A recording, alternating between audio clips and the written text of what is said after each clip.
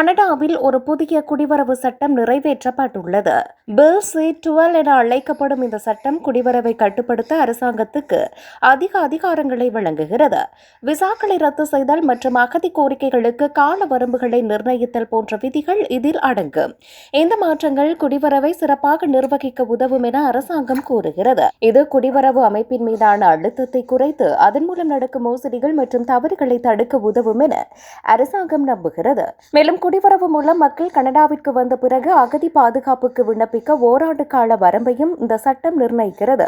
இருப்பினும் புதிய சட்டம் குறித்து பல குழுக்கள் கவலை கொண்டுள்ளன. ஆம்னஸ்டி இன்டர்நேஷனல் போன்ற அமைப்புகள் இது அகதிகளுக்கு தீங்கு விளைவிக்கும் என கூறுகின்றன. இது மக்களுக்கு நியாயமான தீர்ப்புகள் கிடைப்பதை தடுத்து அவர்களை ஆபத்தில் ஆழ்த்தக்கூடும் என அவர்கள் நம்புகின்றனர். அத்துடன் இந்த சட்டம் நீதிமன்றத்தில் சட்ட ரீதியான சவால்களை எதிர்கொள்ளும் என நிபுணர்கள் கூறுகின்றனர். இது அரசாங்கத்துக்கு அதிகப்படியான அதிகாரத்தை வழங்குகிறது என அவர்கள் வாதிடுகின்றனர்.